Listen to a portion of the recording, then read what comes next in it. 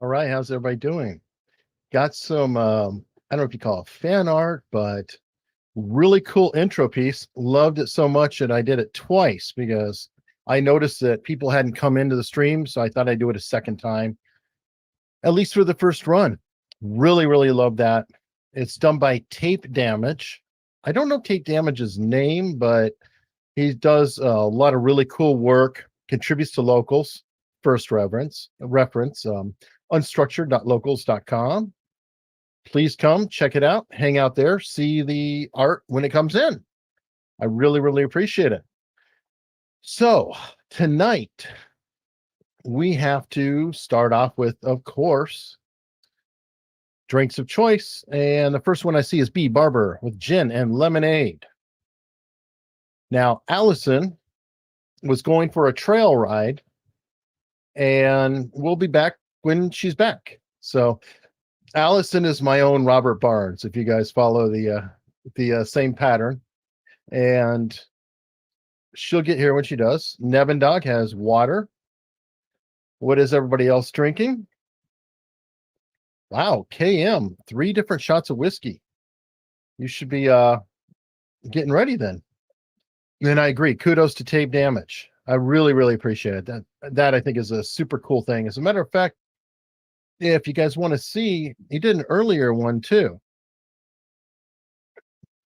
And this one he did a couple weeks back. I meant to play it live as an intro, but I'll confess, I actually like the new one even better. So the new one's probably going to be regular. And I'm very thankful too that he didn't put any music on these, because if it was music from an artist, then it'd probably get it removed or copyright claimed. I already go through the whole routine, as you guys know, of how long before this is demonetized.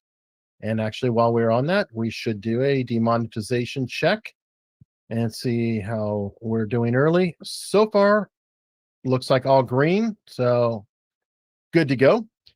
Now, to start things off, I'm stealing this from Joe Neerman, who is Good Logic.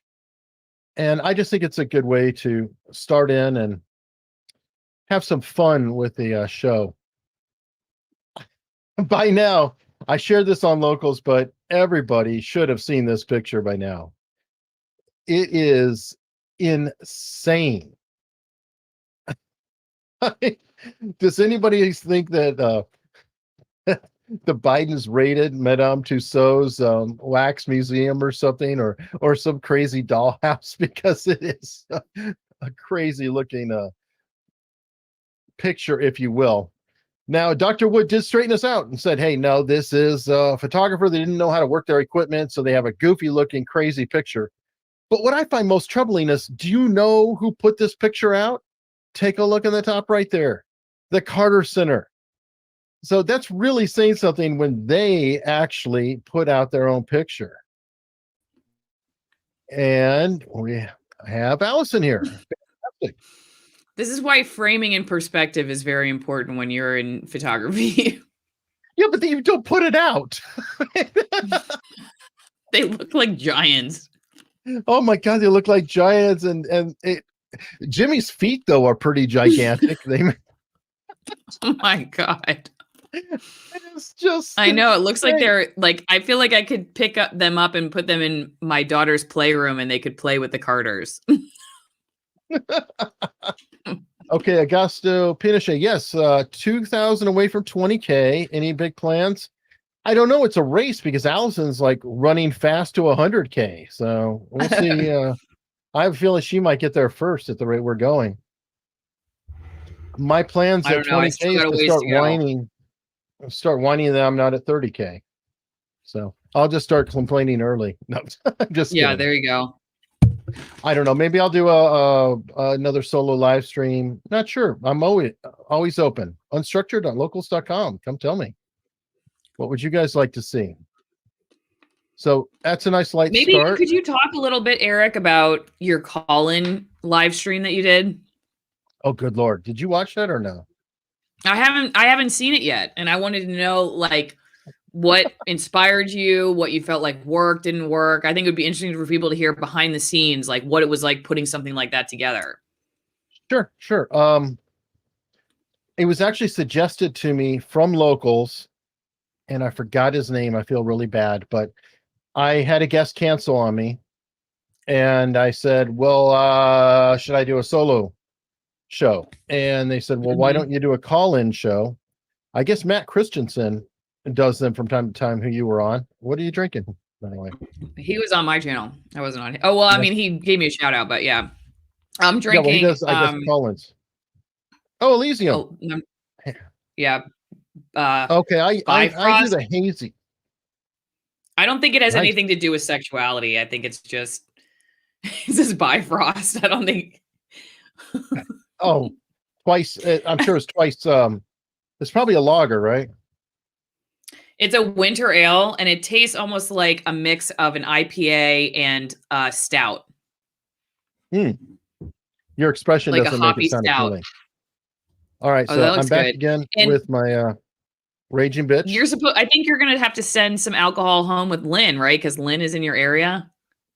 Well, yeah, if he shows up, I haven't heard from him. He's been doing undercover stuff. Can't talk about it, or else we have to kill you. Oh, he's not in my area. I know this is really loud. Do you want to know what I'm eating? These are kind of my new favorite thing. Okay, this gives us. Here's a demonstration, everybody. Today was Cinco de Mayo. So to be classy and celebrate, my wife and I had Taco Bell. On the other side of the country, we have Allison, and in order to have a snack, she's having cauliflower pretzels. So I don't even look at Taco Bell. I won't even look at it. Her skin is crawling. Yep. I love it. Yeah, no thanks. Okay, so but go back to your live stream, because I want to know about your live stream. Yes, ma'am. Yes, ma'am. Call-in show. I had to figure out what to do with the tech on how to do it, because everything online, one StreamYard, you don't really have a call-in capability. I think Riverside sort of has one, but it really didn't make sense to me. And then everything I looked at a call-in involved a phone number, but we have an international audience. And I really don't want to have people, have to pay money to call in, especially if I got to put them on hold or anything like that to, get them to come through. So it was like, I need something to where they can contact me online and not lose any money, so it'd be free to them. So I was talking to Jason DeFilippo about it. And he said, why don't you just do a Zoom? So what wound up happening was I did a Zoom call. KM mentions a Google Voice number. I have one that I use for work. I didn't need to have work calling in at the same time. And I didn't have another account. And again, we're back to the phone number aspect of it. But so I opened a Zoom on my computer, and I opened a Zoom on my iPhone. I then connected my iPhone via Bluetooth through my mixer into the system, and the Zoom that is on the computer, I muted and then turned the speakers to the built-in speakers on the Mac instead of the output going through my board. So that was my crazy concoction. And oddly enough, it actually worked. And I think I had 5 callers. It wasn't the whole bunch, but it did work. Did you have any unruly callers, like anyone who said they were going to talk about something and then they asked you something totally different? No. People called in. I was like, so do you have any questions? They said, no, not really. I just wanted to call in and say, hey. I was like, okay. So BLT said I could use it. I think Courtney said that she hears an echo. So I'm putting my earpiece in to see if that makes it better. Are you hearing one? Okay. I'm not, but I'm not sure. Everybody in the chat, do you hear an echo? I know that did you see that someone wants you to do a hot tub live stream? I saw that request in there. Yeah, hey, thanks so much. I was letting that go by. I was letting that go on. No, I want that. I want to see that. I want to see that. Well, yeah, but they wanted to look at you. No, I think they were just saying not for the news with booze, but Okay, I I'm know. doing. Like I said, I was going by. Okay, David March said I called and I was totally unruly. Yeah, not so much. And Well, one of Breck the things I Nichols. used to do. Go ahead. Sorry. Oh no, no problem. No. Since you asked, drinking New Belgian Voodoo Ranger Imperial IPA. Mm, I that's a haven't good had that one one. yet. I've seen it. It's a good one. It's a good one. No, I was going to say one of my first internships in TV news was for a call-in show, and Mhm. I took the calls. I was the call screener, and it was kind of a nerve-wracking job.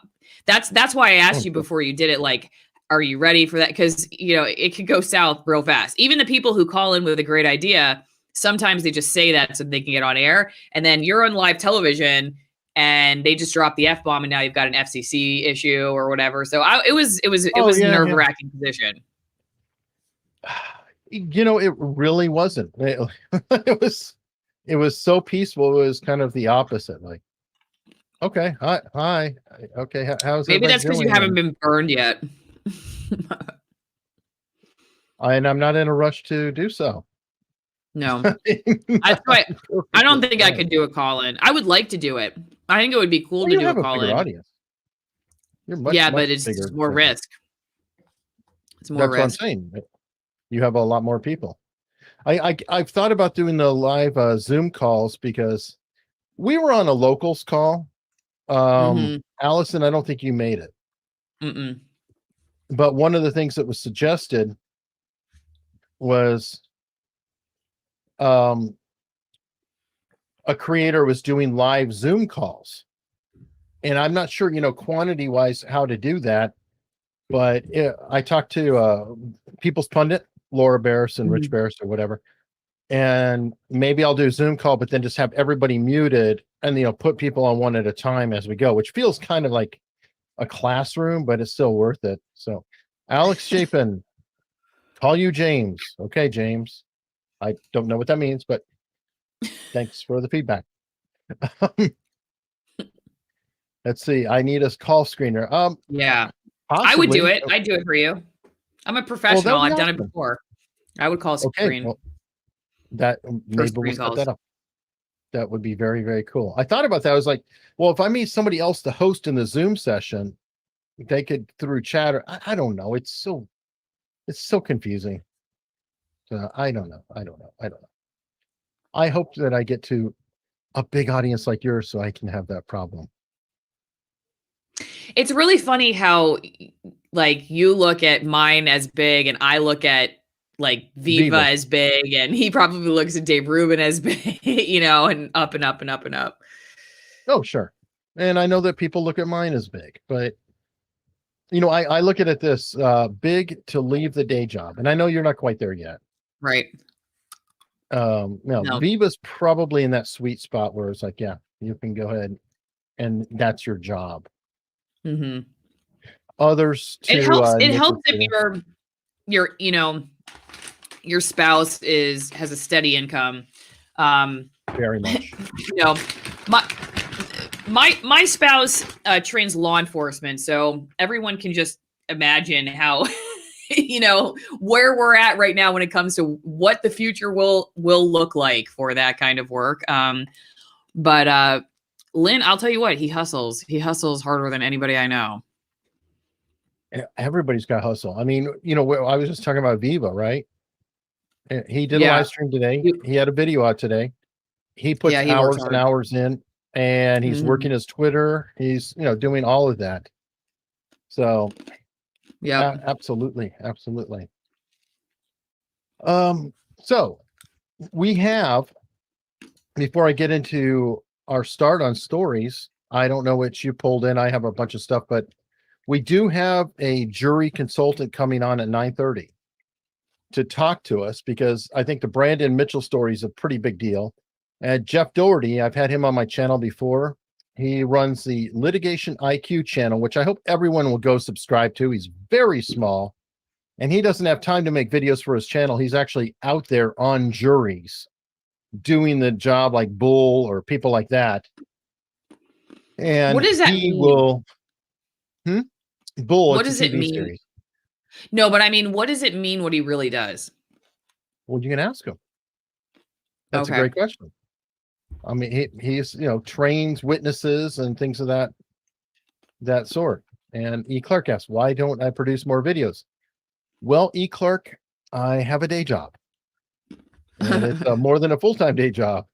And then I have a spouse, which I'm trying to keep. Or who I'm trying to keep. Yeah. So, for He doesn't or have a against this, producer it's like mine. litigation IQ. Just look up litigation IQ. Is that a ring pop? Yes. Well, there you go. Keeping it savory. Okay, so there's a bunch of things that have come out all at once. I'm not even sure which way we should go. Let's start high level. What do you think about Trump's new network? I don't know. There's so many new networks that are coming out A new now platform. that so many platforms.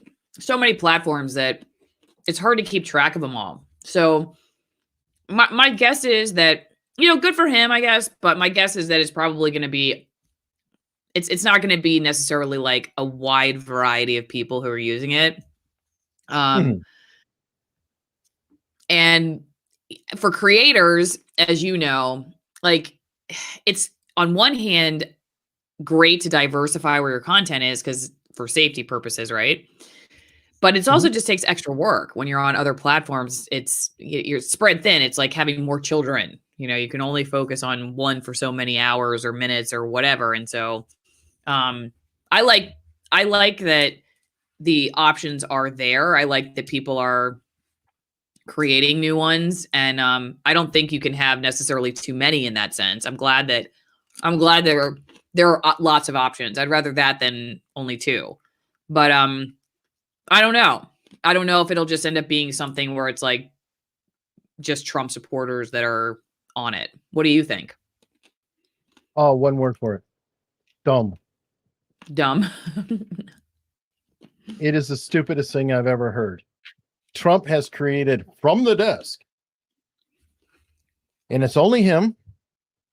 It's one-way communication. It's an output, and people can share his material to other social networks. Do you know what Trump has created? We call it a blog. Oh, yeah. Well, that is different. That's different than yeah. And he probably paid a whole lot of money to a whole lot of consultants to create something really, really dumb. I mean, if you want to create a blog, great. Go get WordPress, go get whatever. Create a blog. You'll have millions of people watching. You can put anything you want on it, but that's not a platform. That's a blog. Besides the Trump supporters, I'm sure a lot of mainstream media will be on, like a lot of journalists will be subscribing to keep tabs on him. Oh, I'm sure they will, because they need some sort of ratings. Right. So here's the irony is they'll go ahead and publish what he says, but Twitter will ban what he says as people post it there, or vice versa. So it's just completely insane. So I mean, I haven't been on. I haven't actually seen it though. Or have you been on it? I haven't been on it yet. I have not. I mean, I read what it was, and if they misrepresented it, fine. But really, is it actually active? Kind of. I don't know if it started yet or it's about to. I'm gonna look it up. He already has people with his memos that go out sharing it everywhere. Yeah, it has launched. He is permanently banned from Facebook. Now they had their own oversight board come in, and they said, yes, you should ban him from Facebook. Or they were correct to ban him, and they can continue banning him, and it's up to them if they're going to put him back on. And I'm kind of glad, and not because I think he should be banned, but here it is. I think that with him off of it, maybe he'll have more flex to support others. As Grey Wolf put in here, I totally agree. He should have gotten behind other platforms. I'm sending you the I just sent you the link so you can pull it up if you want. Oh, good. Yep. It's kind of funny. Yep. All right. Yes. So you can you're right. It's just a website. It's like his website that you can't. So am I exaggerating? It is literally. Oh, great. This URI is not allowed. So we're going to get a problem. Come on. Open. Oh, there we go. For some reason, it doesn't want to copy out of chat directly. Let me pull that up. Survey says. Oh, wow. And look. Liz Cheney is a warmongering. It is a blog. Unstructuredpod.com. If you look at it, you can click on an episode and you can hit one of those buttons and share it to Facebook, share it to Twitter, and again, it's a blog. So, okay, I totally misunderstood it. For some reason, I thought he had created an actual platform that other people could be on. They said it was. They put it out as Trump's platform. It's not a platform. It's not a platform. It's a website. Yeah. Or here we go. It's a homepage. It's a homepage. Yeah. And I have no problem with it. If they said Trump created a web page, Trump, or a blog, Trump launches his own website for his blog, or his own news feed, all good. Hell, he could Chris Substack or something. That's the crazy. That's the thing. There's a lot of options out there. A lot of people who actually stood by the guy, or were fighting the good fight. I'll say Parler. I don't think Parler's really that strong, but there are other ones out there, and he could have got investors and bought into one of them. Hell, he could have bought into Locals. I know they would have taken the money. Mm-hmm. I think he probably would have, crashed the servers, most likely. I don't know if they could scale. Right. But it's just and yes, I know it's just another way for him to officially communicate, and that's fine. Yeah. I mean, no problem. I just think it's goofy that people are representing it as a blog. Well, I'm sorry, as a platform. I don't know if that's because I don't know why they would do that now that it's launched, because you can obviously see that so Fox is calling it a communications platform. Trump launches new communications platform. That's BBC. Well,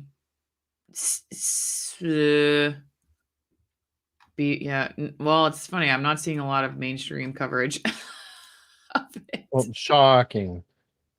So I don't know. Yeah. I mean, there's really no big. Yeah, like the Hill calls it a new communications tool. It's not a new communications tool. It's just he just has a website now. Right. And again, that's my beat. I have no problem doing it. Here we go. Good launch. You get the platform. People are saying it's the greatest platform you've ever seen. It's going to be huge. Mm-hmm.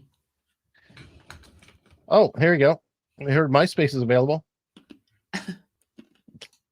Anyway, all right. So speaking of crappy platforms, hold on. Content check. Are we still monetized? Refresh. Still monetized. Okay, we're doing good. 25 minutes in. All right. So we have this one, Roku. Have you guys seen this about YouTube TV and Roku and how they're in a dispute, which reminds me kind of the old cable company channel dispute? Yeah. And credit to Roku.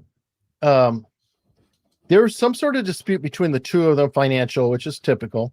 We have this. But I guess Roku has moved the YouTube TV from its channel store, but then people who already have it can access it. So if they already have the channel installed, they can continue going on and using it as normal. They're just not allowing new users. And I kind of like that. I think that's sort of if you're going to get in a dispute or have a classy way of doing it, they're not dragging their customer base in the middle of it right now. They're kind of, squashing future users. Now, it's probably not as effective, but what do you think? I don't know. We have Roku. Is the YouTube TV different than just YouTube? Is there something I'm missing here, or is it just the same as having the YouTube app? The subscription service. Like you can get your basic cable, but it's like YouTube really with like ESPN and other whatnot channels. And here we go. Somebody saw his InfoWars in their Play Store library. I would treasure that. I would freeze that hard drive so that way it can't ever be lost, and make a copy of it and clone it somewhere, because That is amazing. That might be a historical artifact to see AJ in an actual device. You could take like videos of it and post it from time to time so people could see it in the wild. It might be scary, but it'd be fun. And on that note, this used to happen a lot when I was in TV, but we would get into like Direct TV wouldn't carry our station or something. That would happen a lot. I don't know. Yeah, but that's not that. It's like the old cable wars, like the dispute with the local, what have you. All right, so we're going to get classy.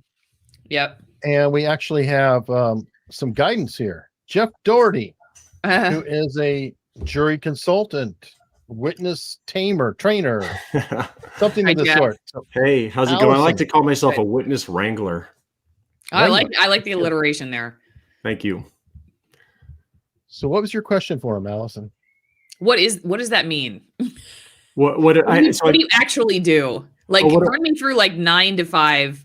What your day is like? Oh man, so there is no 9 to 5. So I just finished 3 weeks of 2 different trials, and I guess I could just go through piece by piece, kind of the things that I do, and then maybe if you want to ask me about those, we can go into more detail. So it's really the blend. What I do is blending psychology and the law. So my background is psychology, and there's a lot of psychology that goes on in litigation. You imagine a witness that has to testify at trial. So you've got crazy dynamics going on. You got a judge, you've got the jury, you've got opposing counsel who is going to try to grill you and try to trip you up, try to make you look like you don't know what you're talking about, or maybe that you're being dishonest, or maybe they're trying to get you defensive or argumentative. All of these things that really have nothing to do with the law or the facts of the case. It's all about what's going on inside the minds of the jury, and how does a witness understand what the jury is looking for in a witness, in terms of, okay, do I believe this witness? If I believe this witness, why do I believe this witness? If I don't believe them, why do I not believe them? If I like them, why do I not like them? And witnesses need to understand the jury psychology. So when I work with witnesses, it's really training them how to testify, not necessarily what to say, but how to say what they need to say in a way that's palatable to the jury, and they don't do or say something in a way that's going to turn the jury off and maybe inadvertently damage their credibility, believability, likability, that sort of thing. So that's one component of what I do. Real fast. Are you then hired by like the prosecution or the defense? Are the attorneys? Is that who hires you to do this? So it can be one, so there's a variety of ways that I can be engaged. So I don't work. I think I've worked maybe 2 criminal cases in my whole career. So I've been doing this for 18 years. And they've been white collar cases. So it's usually civil cases, and it's usually for defendants. I work on the plaintiff side. Divorce, or give me some examples. Say that again. Like divorce, what would be examples of that? Thank goodness, no. I don't know. No. I worked on one family law case, and it was an absolute nightmare. So usually it's cases. I mean, those would have to be high net worth individuals that are willing to spend like OJ's civil trial. Like what? Give me some examples of that. Yeah, well, so like patent cases. One company is doing another. Like Bill Gates not wanting the patent to go to any other country, but okay. Right. Medical malpractice cases, product liability cases. Somebody gets injured. Using some product, and they believe that the product would cause their injury. And so the defendant, so to answer your question on who hires me. So sometimes the corporation getting sued tells their outside counsel, hey, if you're going to try this case, you need Jeff on the team. And then the outside lawyers will contact me and say, hey, we have this case and the client wants you involved. So let's move forward.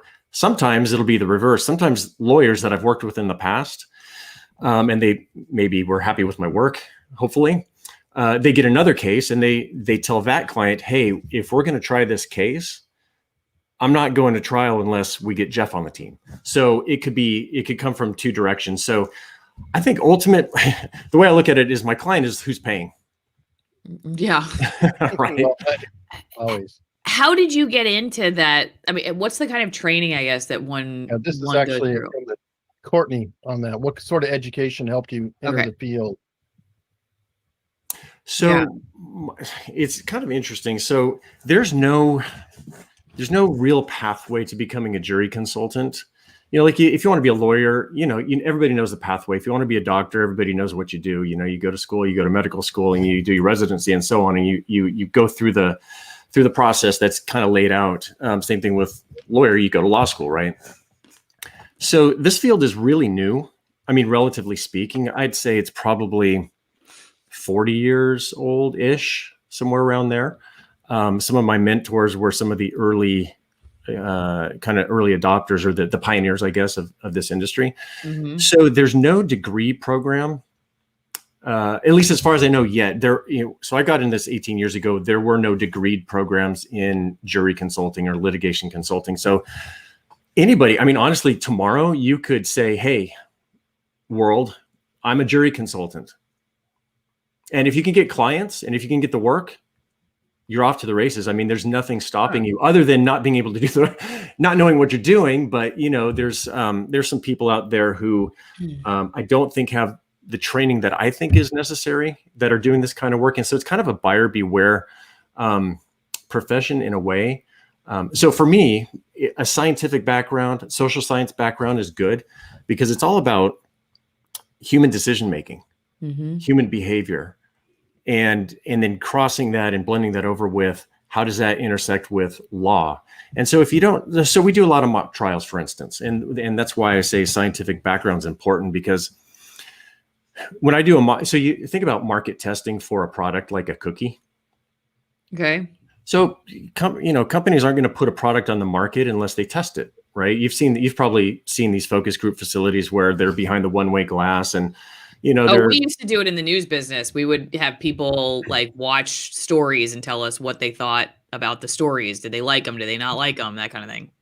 Same deal, right? So we do the same thing for litigation. So if I get called on a case, in fact, I just got a call the other day and from New York, and they just said, "Hey, we've got," I won't tell you who the potential client is. "We got this case and we want to do they call it mock jury research. It's, doing focus groups or mock trials." And so what I'll do is I'll recruit 30 people out of the community that match the venue, the jurors that, demographically to the extent that we can, attitudinally, if we can kind of match that. We want to make sure that the people that we get for our focus groups match what is going to show up at trial. So before the pandemic, we go to the venues, physically go to the venues and then put on one of these mock trials. And so a mock trial would be a day long, a 2-day, 3-day long version of the case, and whichever client I'm working for, they will get a lawyer to play plaintiff's counsel. Let's say we're working for the defendant. They'll get a lawyer, a partner out of their firm, to play plaintiff's lawyer, and they'll have a lawyer be the defense lawyer. And then we put on this shortened version of the actual trial to these 30 folks, as realistically as possible. And then we divide them up into 3 groups and we have them deliberate. And we sometimes we do it in a hotel and we have it all piped in through closed circuit TV, or we do it at the focus group facilities, which is probably what you guys did. I take it. Is that where you guys did it? Focus group facilities with a one-way mirror type thing? Yeah. Well, I never actually conducted them, but I believe they would answer questionnaires so that it would be anonymous and stuff like that, so that it wasn't like they were saying things that would make them look like, I don't know, if they were concerned about how their reaction would be taken, stuff like that. And it wasn't even just for story. I believe they did this kind of stuff with graphics. This is something that a lot of people don't realize about the news business, is that even just the way the lower thirds, the text, the font, the new graphics, all that stuff is all about consumerism and analytics and what people are thinking. But yeah, I think typically they were trying to get a reaction from people that their neighbor sitting next to them wasn't going to know. I don't know if it was one-way mirrors and stuff. I just know that they conducted them in a way so that whatever your reaction was or whatever it was that you were saying was not going to be something that you would be judged on later. Oh, that's interesting. Yeah. So when we do these things, we have them sign a very strict confidentiality agreement, but we know their names, but we don't distribute their names out to the community. Because we we want them to hold what they, because these cases are live cases. So if they do or say anything that could impact the case, I mean, I or they could be held liable in some way if the parties think that somehow anything that we've done has harmed the case.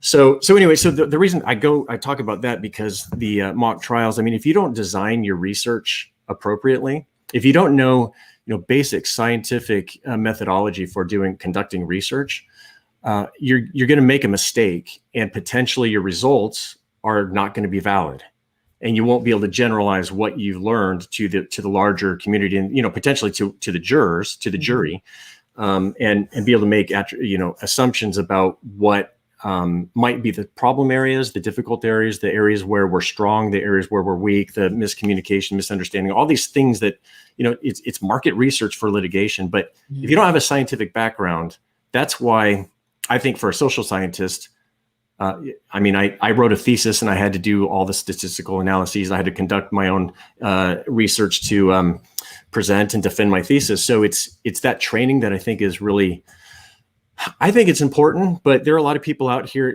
so there's a lot of people who, I know some people who have background in acting, and their kind of angle is, hey, I teach acting skills to lawyers. And so I'm a jury consultant because I help lawyers take the stage properly, because it kind of is a stage. So I can see that. And I know some actors who are outstanding trial consultants. There are people with communication degrees that go into it. Lawyers, a lot of lawyers actually, who are sick of being lawyers. And they're like, I don't want to do this anymore. I want to be, you think about lawyers, not many lawyers get to go to court and go try cases that often, but I'm in court all the time. I mean, I get the action part of it. So, I think some lawyers might think, I think I have a lot to offer on maybe thematic presentation of the facts. And I'm not going to be a lawyer anymore. I'm going to focus on how do you deliver your case in a thematic way to the jury in a way where they're going to understand it and want to believe you. So I guess they're ex-lawyers, retired lawyers, reformed lawyers that join this field. But that's a long way of answering your question, but there's really, because I get the question a lot, how do you become a trial consultant, right? Yeah, because I'm ready to go. I'm thinking about this as another career. It's man, you got to pay your dues, huh? Well, on that note, so people can see what you do on your channel, he's got a video. It's really taken off. He's got 16,000 plus views here. And I think it does a good job because you break down what's going on with this witness. And people can kind of see, what your channel's about, what you do as an example. And it's tying in with the Chauvin. And we'll go and just play for a minute. It's not uncommon to see lights there. In my neighborhood, not on that corner, but in my neighborhood. Okay.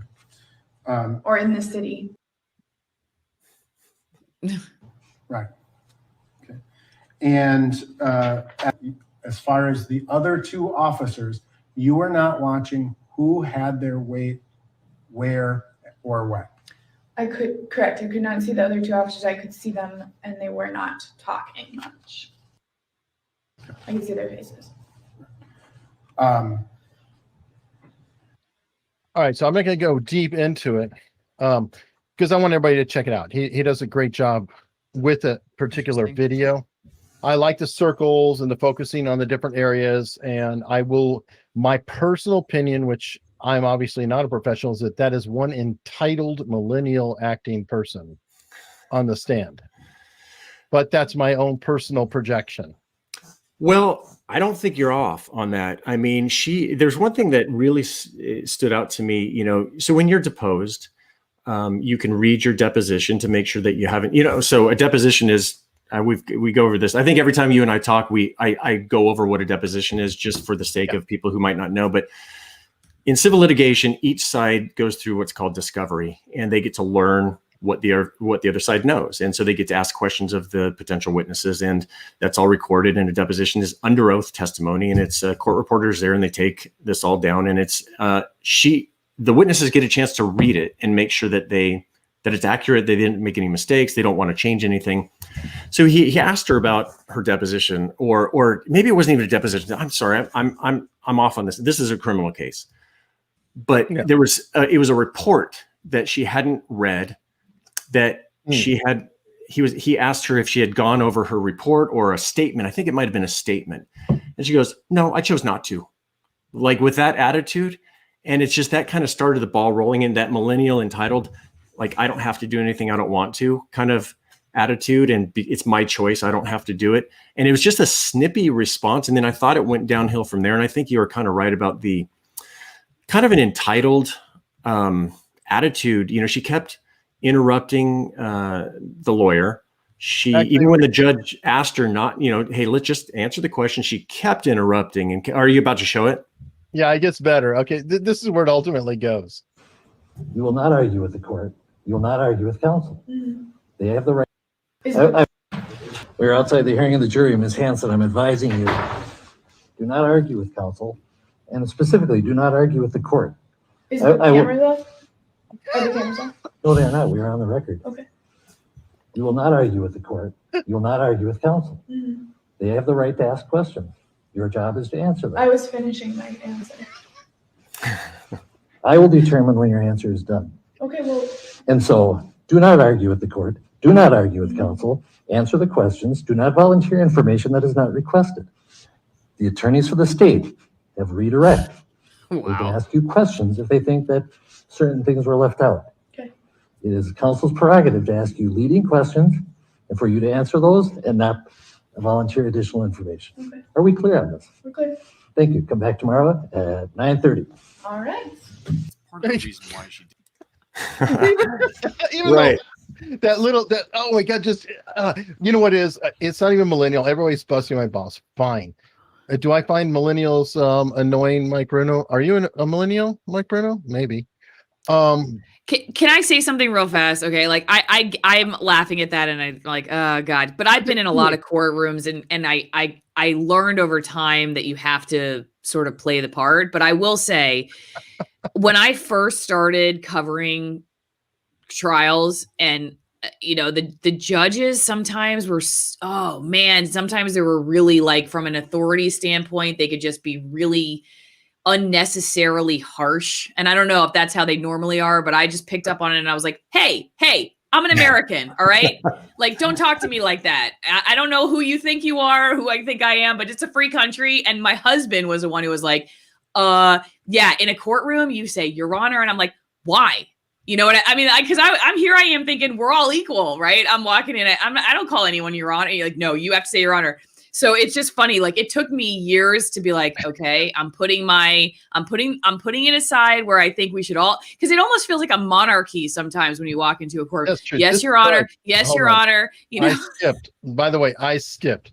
This judge was the paragon of patience. I mean, we're talking several minutes of this video in between. Folks, go watch it. There's lots of meat here.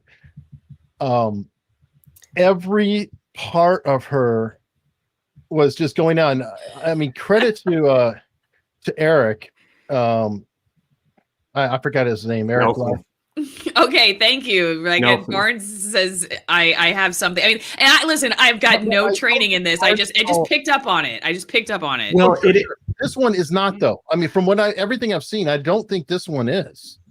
Well, yeah, but you know, Allison, you're right. I mean, I've been in so many courtrooms, and you know, judges. I mean, they're judges. I mean, think about the title in and of itself. I mean, right. I think that you do it for year after year.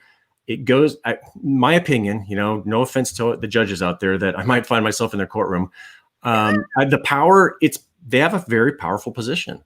And power can go to your head, and they have a lot of power over what's going, but they also need it. They need that power. They need the control, because I mean, this is where justice is supposed to take place. So if a judge lets people run amok and the rules aren't followed, there's rules of evidence. There's rules as to how the evidence needs to come in. There's rules about, you know, question and answer with the lawyers, what they can ask and how they can ask questions and so on. So it's important for the judge to maintain control in the courtroom, because I mean, think about who they're dealing with. They're dealing with a bunch of lawyers. Right. I mean, they give those guys an inch. Barnes will know. I mean, seriously. I mean, if Viva's on there too, I mean, lawyers know they'll get away with whatever they can get away with. Interesting. If the judge doesn't rein them in. So the judge in my opinion anyway, is that the judges have to have tight reins. Otherwise things can, and then, you know, they don't want to get reversed. So if something goes awry or something goes amok somehow, and, you know, something happens and there's some sort of reversible error, and then the judges don't like their cases to be reversed on them. So anyway, not being a lawyer, I can't talk too competently about that, but, well, I say Your Honor now, but they don't hear what I say on the inside. No, your blank honor, your something honor. Yeah, I'm just like, you know, Your Honor. I have a chat here that says my attorney friend calls him judge because Your Honor is a step too far. Oh, that's a good idea. I'll do that next time. I'll say that. Well, hopefully, I don't know if I'll end up in a courtroom again because I'm not in TV news. Hopefully not because I'm charged with some kind of crime. But right, yeah, hopefully you don't end up on that witness stand. But if you do, I can teach you how to testify because that's, you know, that's my wheelhouse. You know, it does seem interesting because, you know, more and more I'm realizing, like, say, for instance, you learn more about how, well, we learned this back with the JFK election, like, right, it was Nixon versus JFK, and like who looked better and who was more tan. And that was sort of the debates were the big sort of TV debates, showing us that people attached to the persona and the appearance and the showmanship of somebody, not necessarily what they're saying. And I think over, you know, decades since then, we've learned more and more about exactly what you're saying, that facts, like, they always say facts don't care about your feelings, but feelings don't also necessarily care about your facts. And so if you're not presenting facts in a way that people can digest and that they can have empathy for and that they can understand, then it doesn't really matter what you're saying. I found that as a journalist too. Like, you know, you just talking to people about, like, yeah, but this is what's happening. It's like, well, I don't really care. But if you're, you know, I saw it very clearly that, especially when I was in the middle of a story where there were multiple sides that could not talk with each other, it didn't matter how true one person's statement was for their adversary. Like, the way that they felt about the situation kept them from being able to converse. Yeah, well, that is so true with witnesses in so many ways. I mean, so one of the things that I do, back to what do I do for a living? I interview jurors when verdicts come in. So, you know, a lot of times when the verdict is over, the lawyers can talk to the jurors, and you know, they might do that in the courthouse, but you can't get a real in-depth interview. And so usually they'll hire me, and I'll get on the phone with these jurors, and I'll talk to them for an hour or an hour and a half, and very in-depth conversations. And I always ask about the witnesses, and lawyers are really kind of disillusioned when they find out what jurors have to say about the witnesses. But it's really amazing that if jurors don't like witnesses, I can't tell you how many times I've heard this. That witness was arrogant, so I disregarded everything they said. So, like you said, the words don't matter at that point. If the jury doesn't like that person, they don't want to listen to them, if they think they're arrogant, or if they think they're rude, or if they think maybe they're too much of an advocate, like maybe an expert witness is advocating too strongly. Or if the demeanor changes on cross-examination, that's a huge one. So when, you know, a witness testifies and their lawyer's asking them questions, and they're all nice and friendly and congenial and well-spoken, and they're turning to the jury and they're speaking to the jury. But then when they get cross-examined, their demeanor changes, their tone of voice changes, the way they're answering questions changes, or maybe their memory's not so sharp anymore. I can't tell. I mean, almost 100% of the time when that happens, when I'm talking to jurors after these cases come in, they say, you know what, when that guy's demeanor changed, I was done. Oh, wow. It's unbelievable. And this is why. I'll tell you why. They scrutinize witnesses extremely carefully, because hopefully I can get this out in less than a minute, because it's very interesting though. Most people don't want to serve on juries. Yes. Everybody asks me, how do I get out of jury duty? Right. Mm-hmm. But this one, by the way, especially the Chauvin jury. Come on. Well, you know, so I don't know if we're going to talk about that. If we're going to talk about this, that's what we're going to lead into. It's just a long lead in. Yeah. So I'll make this really quick. So what happens though is when they do get selected, they're engaged 99% of the time. In my experience, you know, in the 99% of the time, they want to do the right thing, but they know that they're going to hear two opposing viewpoints, and one person is going to be saying one thing. One party is going to say one thing. The other party is going to say the polar opposite. And they're left with, well, how in the world am I going to figure this out? I don't know. How do I know? So they're looking for anything that can cue them into who's either being dishonest, who's not being forthright completely, who's maybe shading the truth or hiding the truth a little bit. So they're looking for these tells that will help them key into, well, who do I trust? Who do I need to trust here? So they scrutinize the witnesses. Are they looking for this consciously, or you're saying this is something subconsciously they're doing? They don't realize what those cues are. I wouldn't know. Like I'm looking for a smile. I'm looking for a straight face or anything like that. I would just know I feel that way. I don't know if they are consciously saying, I'm going to look for the tell in this witness, but I know that that's what they do because they want anything that's going to help them understand so these jurors want to do the right thing most of the time. They want to find justice and they want to make the right decisions. It's a heavy burden. I mean, you think about these cases, what is on the shoulders of these jurors?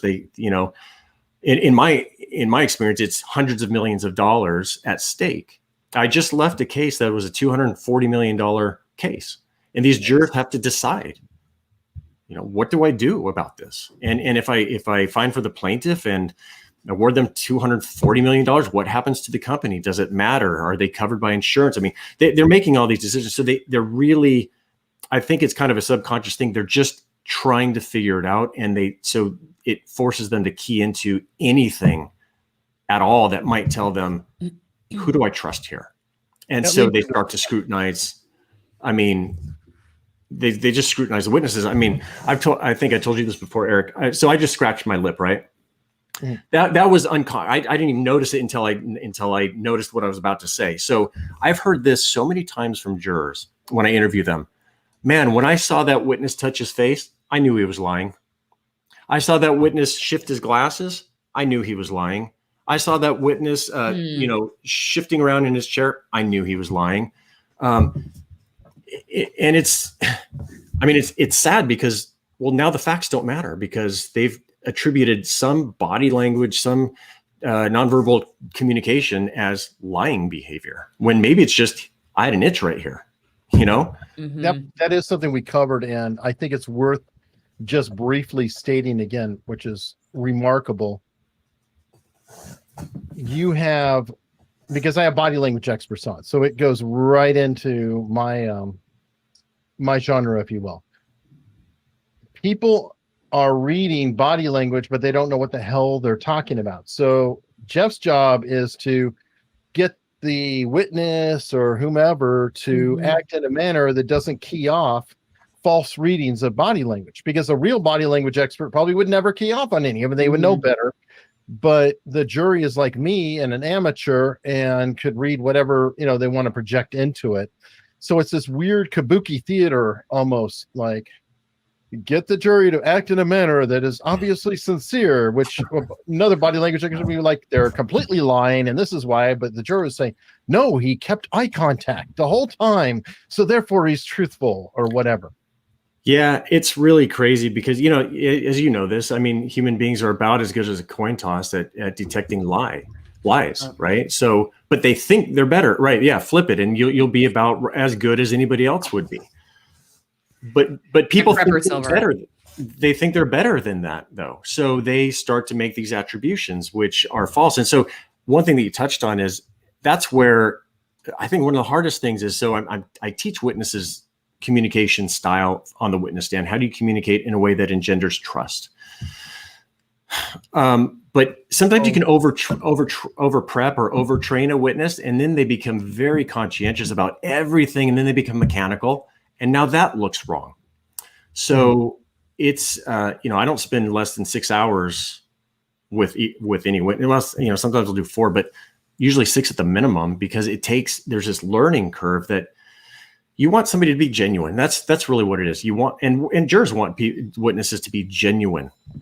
And anything that looks something other than genuine, jurors are going to read into it, and now you've got a problem on your hands. Can we? And they may say, for 1 second though, that's something I love. Sorry. Genuine. Another code word for that is authentic, right? But there are times, and I'm going to bring up an interview I had with Mark Bowden, and Mark Bowden has this trick when he's doing video interviews where he puts a Post-it note with a smiley face up next to the camera on the computer. So he's looking at the smiley face next to the camera on the computer, and what is he doing? He's looking in the eyes of the audience. But that's a prop. That is completely false, but it seems more genuine. So do you have to run into some of those issues where sometimes being less authentic or less genuine actually can be more authentic or genuine depending on the circumstance? You mean like Eric looking at everybody like they're naked? Hey. Speaking of which, did you hear, Jeff, that we have had a request come in for Eric to do a live stream in a hot tub? Let's make that happen. You know what? That's really funny that you say that, because I have a. Do you want that to happen too? Well, I'd love for it to happen, because so I have this. This is just a little personal note, but I'm going to share it anyway, just because we're friends, right? You're in a hot tub. Yeah. Well, no, no. I have a neighbor, and so if he's going to watch this podcast, he's going to go, "Why are you calling me out?" He's from Austria. And he invites me over to hot tub all the time. I love where this is going. No, well, it's actually not going anywhere weird. Okay. So it's really interesting because we have the most deep conversations about so many things. He's an attorney. He's also a molecular biologist, very smart guy. So we just talk about a lot of things. But our conversations last for hours and hours. And then, of course, we got to jump in the cold pool and get back in, because you get lightheaded. But which is very good for you. Side note, cold therapy. I've learned recently, especially if you have a lot of stress in your life, you should be doing that. So good for you. Yeah, it's not fun when you do it, though. But it's good for your circulatory system, apparently. Right. And then you got the heat shock proteins, too. So you got the double whammy, right? There you go. But anyway, I've thought, we should turn this into a podcast, because we cover all sorts of topics, and it'd just be Jeff and so-and-so. You could call it the hot tub hubbub. Exactly. Hey. Right. I'll see if I can convince him. I don't think I will be able to convince him. Just start recording. Tell him it's no video. It's just audio. Your head. Yeah. Don't worry about that. No, that's just a light. Yeah. Right. Yeah, do like Project Veritas did with CNN, and just say you're on a Tinder date and don't record it. Right. Yeah, don't worry about it. Yeah. Hey, so anyway, that's proof now. I mean, you can have the right there and just go. Yeah, that's a long way of saying, if you want to do a podcast in a hot tub, I'm game. Awesome. Awesome. Okay, so let's go to Chauvin, because I got to go soon, and I want to hear what he has to say. Oh, this is a long lead-in for Brandon Mitchell, because a lot of it, and Barnes brought this up earlier, but one of your big jobs is to deal with getting good witnesses in and bad witnesses out. And Barnes has said multiple times, and by this is Robert Barnes, that he didn't feel like the defense had any help with the jury consultant, body language expert, or anything else, and they made some mistakes in their witness choosing. Well, now we know of a witness. Juror? I think you're saying witness. I'm sorry, juror. You're right. And it's all right. I do it all the time, because you talk about juror, witness, juror, witness, juror, witness. I mean, it happens. So I'll give you a pass. Look at the courtesy. Thank you so much. Yep. It is news with booze, after all. We don't know how many deep Eric is in right now. Yeah, I didn't realize this was news with booze. I know that you guys do this, but I didn't know that I was going to be roped into this. You're supposed to be drinking right now. That's not. No. Why are you doing that? I've been trying to get my husband off of those for years. No, Monster Energy. Let's clip this, Eric. We're on delay, right? I know Lynn's watching. Yeah, you know what? I'd like to get off it too, but once you're addicted, you're addicted. I mean, I have to admit my confession. Did you know you can clean a toilet with Coca-Cola?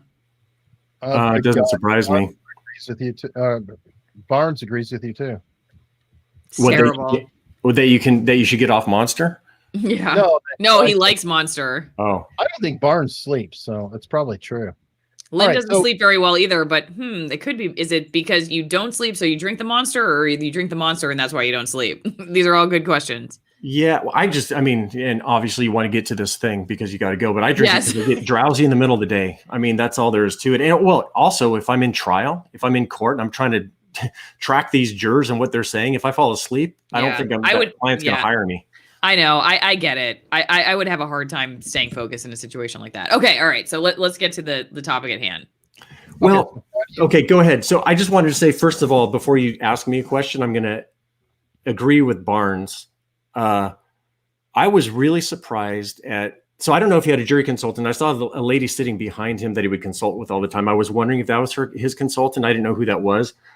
But his questions, I'm critical of him. I really don't think that he did a good job asking questions and getting jurors to talk about their experiences, their attitudes, and their beliefs, and learning how those variables are going to influence the way somebody's going to interpret a case like this. I mean, he asked all these. He wasted so much time with all these questions about hobbies and, asking how do you resolve conflict and can you listen to two sides and what happens if you, have you ever been in a situation where, you've got to mediate? How do you do that? And all this stuff. And I mean, to a certain degree, I understand what he was getting at. He wanted to see, if these people are able to be flexible in their mind and listen to two sides of the coin. But these are all aspirational questions that most I could pretty much script what everybody's going to answer to those questions that he's wasted so much time on. And, are you willing to hear both sides? Can you reserve judgment until you hear both sides of the story? And will you follow the law? I mean, who's going to say, no, I'm not going to follow the law? Right. No, I can't listen to two sides of the story. No, I'm closed-minded. Mm-hmm. All of this stuff. I mean, it's unbelievable to me. So you're saying he should have been more specific in the questions he was asking? Yeah, I don't think he got any mileage out of most of the questions that he asked the individual jurors. And so I decided, so I was telling you guys that I was on these other trials in the midst of this trial. So I watched like almost none of it. I watched that witness. I watched one juror, I call it voir dire in Texas, but it's the voir dire, depending on where you live. That's the process of the attorneys asking the question. What's that? It's French. It's voir dire. I know. So the funny thing is that I'm from California. And so I started in California and I called it voir dire. I came to Texas and everybody's saying voir dire. And I'm like, what Texas didn't, I hate to tell them this. I know that they do a lot of things their own way, but they didn't create the French language. I hate to break it to them, but they didn't create the French language. So it is voir dire. Yeah. Well, here's the problem that I run into. So I started off calling it voir dire. And then I come to Texas and I say that and people are like, where are you from, boy? Oh, okay. So then you're back to your problem, which is you're trying to connect with people in an authentic way. And for them now speaking incorrectly is the way to do that. So I have to say voir dire when I'm here. But the thing about it is I go all over the country. So voir dire. now I'm accustomed to saying voir dire. But then if I go to, New York and I say voir dire, people are like, wait, did Barnes just say it's voir dire? That's not how it's not the French. I guess it's like Parler versus Parlay, the app. Yeah. Because it really it should be Parlay. It should not be Parler. But if everybody's calling it Parler, just if a tree in the woods lands, nobody hears it, didn't make a sound. If everybody calls it Parler, is it really Parlay? I don't know. Right. Yeah. I don't know. What says you're faking? I was a French major, but I've lost a lot of it. But I do know that means to see, to say. Right. Is that what it's which is so strange. I mean, a lawyer, it's funny too. A lot of lawyers always get up and they talk about, hey, we're in the process of voir dire. And what it means is, and then they try to define it and they never define it to see, to say. They always say it means to speak the truth. Well, it's like, well, no, it doesn't. No, it doesn't. That's in vino veritas. Yeah. Right. Yeah. I mean, voir means to see and dire means to speak. So it just means to see, to speak. That's and I don't speak Latin, Eric, so I'm sorry. Okay, well, I don't either. I just know that the one thing. Okay, hold on. Brandon.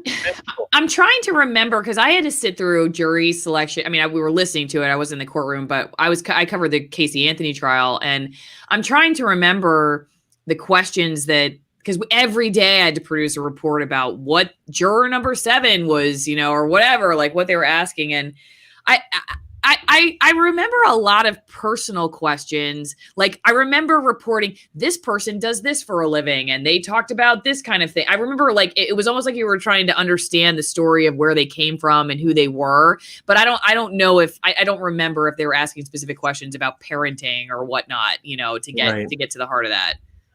Yeah, well, and that's the thing. It's like, from my perspective, you know, it's good to know what somebody does for a living. I mean, that gives you a little bit of insight into, you know, how they think, maybe, you know, like an engineer thinks differently than a professor thinks. So it's good to know that sort of thing.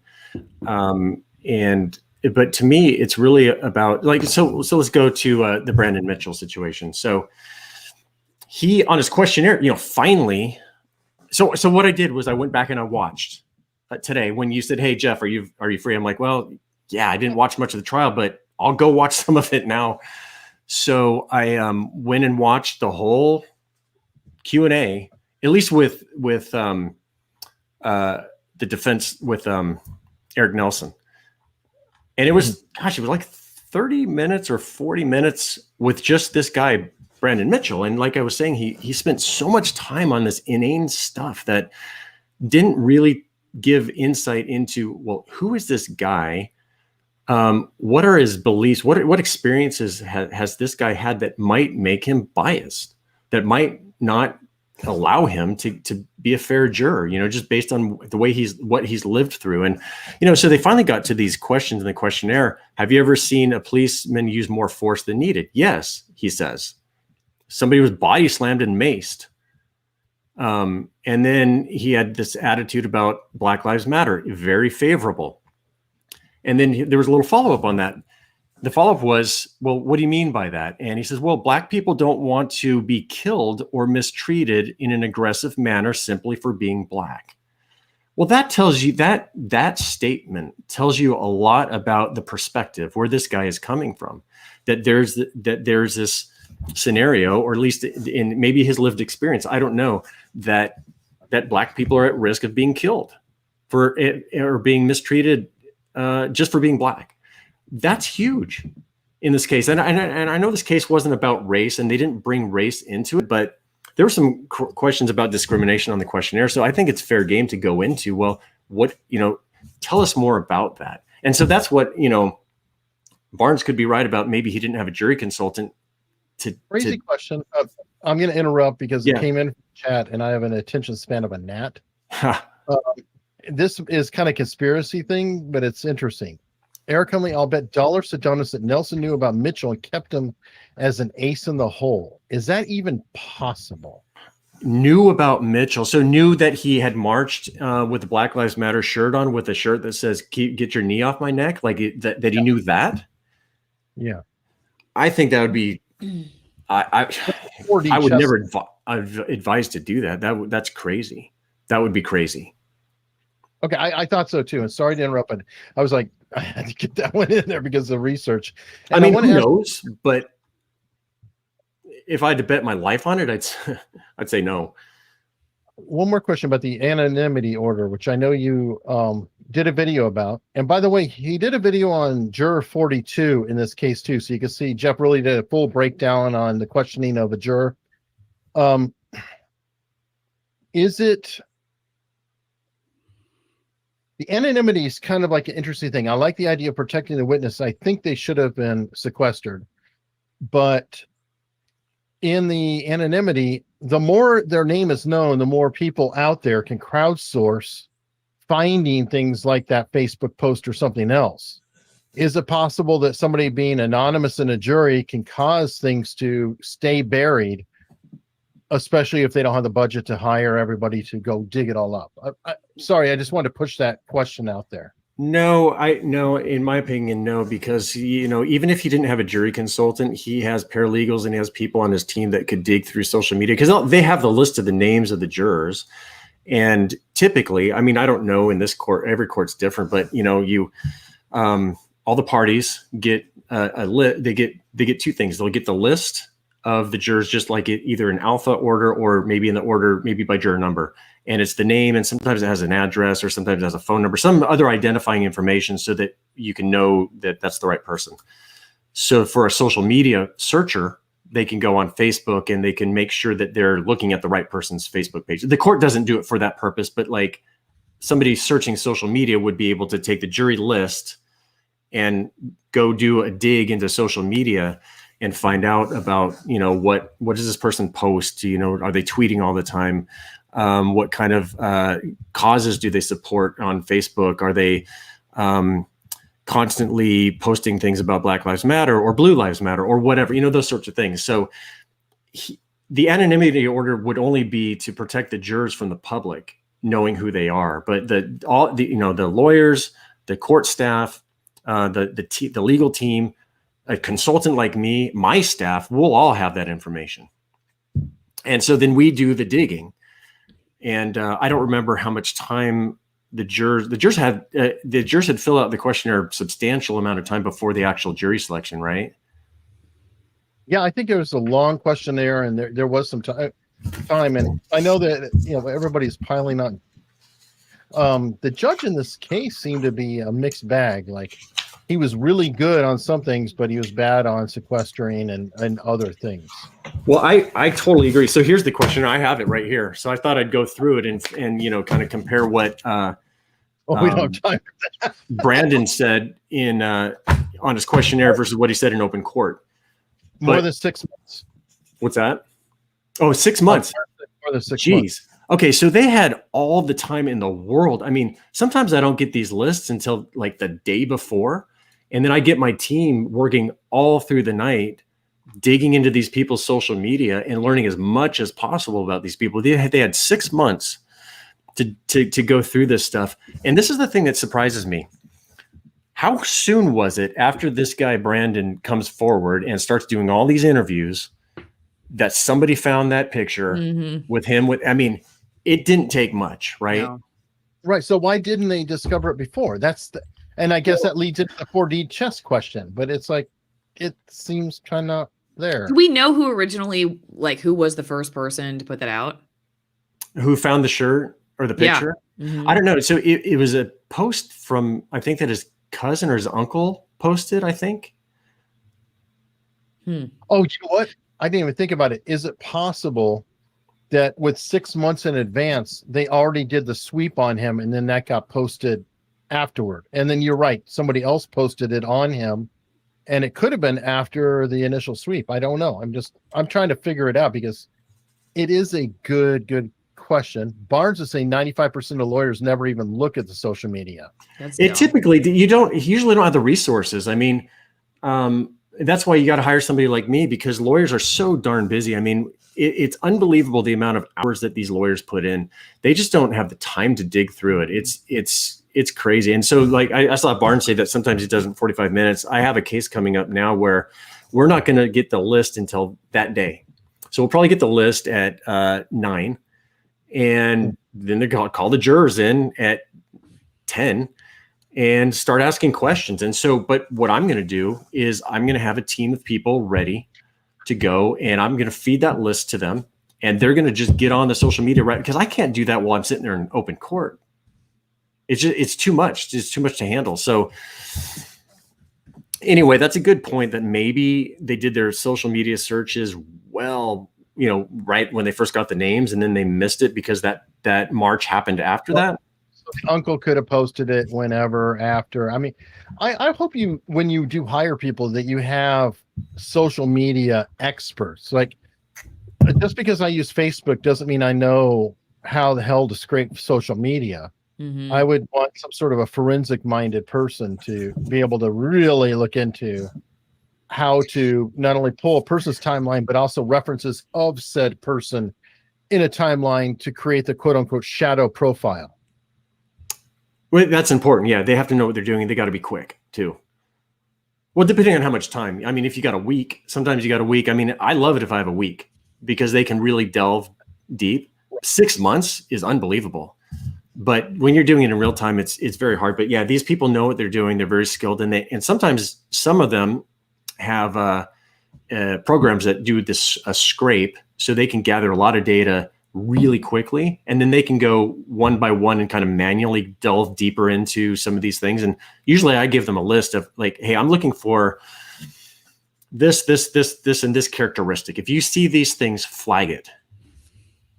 And then they'll screen capture this stuff and feed me a document that has these things that I'm looking for, posts of Black Lives Matter or AOC support or Bernie Sanders support, depending on what types of people I'm looking to strike, if that makes sense.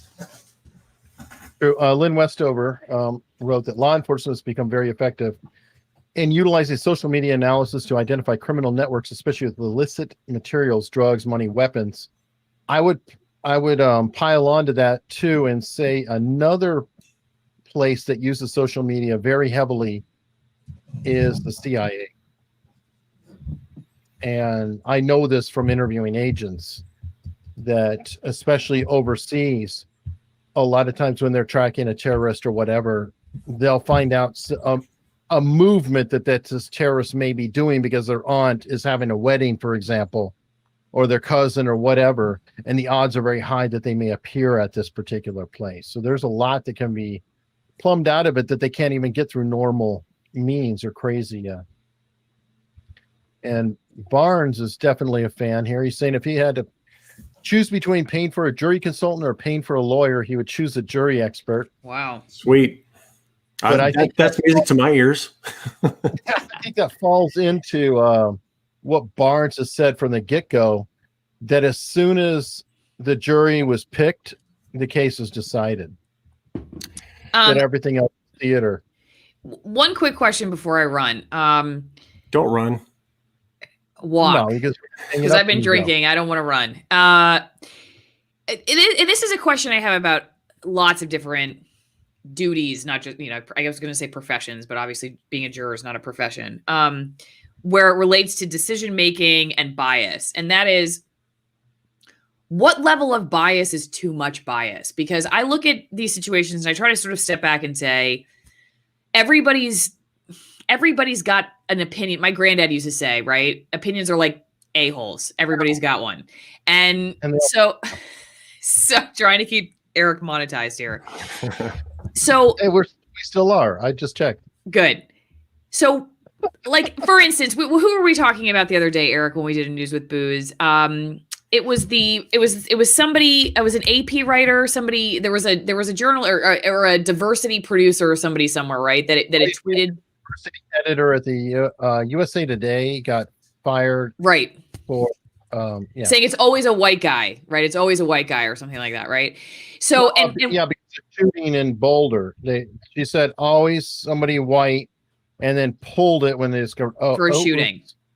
Yeah, that's right. Right, and so we were talking about, like, should she have lost her job, and you were talking about cancel culture and how you're not about cancel culture, and I was like, well, everybody has something, so I try to make a decision about whether I'm going to fire somebody based on whether they can do their job, and so I think it's sort of impossible to find somebody who has no background and no bias. So my final question is just, what is too much bias? I guess what makes somebody, in your opinion, unqualified for a particular trial when we all come to them with an opinion of one kind or another? And especially in today's world where there's just so much media attention on some of these cases, like it seems like it would be an impossible task to find somebody who doesn't have some opinion on what's going on.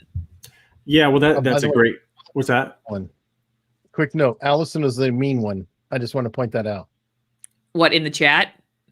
No, period. She was like, "Fire that woman! Fire her!" I didn't say that. Yeah, I'm sorry. Go ahead, Jeff. Yeah, you said when I fire people, and you had a smile come across your face when you said I know. it. I like firing people, but I just didn't say it in that time. I would love to fire people. I've never had to because I've never been a boss, but I would have no problem firing somebody. Let's put that on the record, Eric. So don't test me. That tells me a lot. I've had to fire people and I hated it. Really? Oh my gosh, it's so horrible. And this person needed to be fired, but man, it was painful. I just felt so bad. I guess on one hand, I can understand that. I know this is sort of off topic. I can understand, but this is the way I look at it, Jeff. And I've never had to do it. So maybe if I did have to do it, I would feel that way. And I'm just having delusional grandeur right now. But the way I look at it is, okay, actually, that's not true. I fired my agent. And it was fun. This is why my agent needed to do something else. All right. There was another calling for her because she was not great at being my agent. And when she said to me, "You're firing me," I said, "No, I'm opening you up to other opportunities at which you can thrive, because you're not thriving as my agent." And I feel like my keeping somebody around that's not, if I failed as a manager to encourage you as an employee, that's my fault. And so I do think there are lots of managers who get rid of people that they didn't do well by as a leader. And I think that's on them. But if it's somebody where like you're in a situation where you are managing well and leading well and the person's just not performing, I don't think boundaries are bad. I think boundaries are really good. And so I think healthy boundaries are good. You just don't do it in anger and resentment. You say, you know what? No, I'm sorry. Like, I had a professor in college who she was really diligent about, I'd say diligent, there's a meaner term for it, but I'm gonna say diligent about time. And she was a communications professor before I quit comm and went into history as a major, because I felt like I was getting stupider. So I just a sort of PSA to anybody who wants to go study communications in school, study history instead. But anyway, she used to like lock the door because she was trying to teach us about deadlines, which was, I guess that was, it was a good lesson for people who are going to have to deal with deadlines, right? That like, you can't come into class past a certain time because that's your deadline. And I failed the class because I was stopped to get a coffee or something on the way and I was 2 minutes late and she wouldn't let me take my final exam. I got a D. I didn't totally fail, but I get it. But that was good. I was a good boundary. I needed that boundary. So I'm not against boundaries. Anyway, that's my final question. Yeah. Hold on. I gotta slide this one in. Lynn just posted, Alison Morrow once said to me when we were dating, I have enough friends and I don't need another one from Florida. I did. And I didn't talk to him for 8 months. If you had told me I was going to marry my husband, I would have said whatever. Cause I know I did. He's like, we should just be friends and get to know each other. And that was exactly my response. Oh, really? I don't need another friend in Florida. Bye. So, but it worked. We're married. So yeah, that did work. Ladies. Yeah, I was growing dreadlocks at the time I met my wife, and she was 17. We worked together at Mervin's. Now I'm telling about my wife. I don't know if she's going to be happy about this, but and you're the only sober one. I thought that it would be I would be impressive to her by growing dreadlocks, and I was under the impression that you're not supposed to. So I have super curly hair. If I let it grow out, it grows out in ringlets. Oh, really? Yeah, it's really crazy. So I was told that to get dreadlocks, you don't wash your hair. I don't know why, but that's not true. Oh, okay. Somebody bamboozled me somehow. So I was going for months without washing my hair. And I was telling my future wife, hey, guess what? I haven't been washing my hair. I'm growing dreadlocks. I thought she would be stoked. Well, I don't think at the time it was good, but ultimately we did get married. So maybe it did work.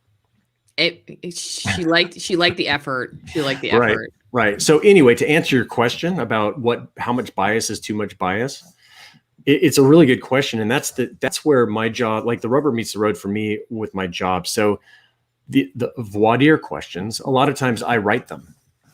So I write them in a way that helps attorneys ask questions designed to get somebody to admit bias that's so strong that it would make them unable to be fair, given the experience that they've had in life, what they've seen, how they view the world, attitudes that they have based on experiences that they've been through in their life. And so you have to ask the questions in a certain way that gets the person, first of all, comfortable talking about personal things.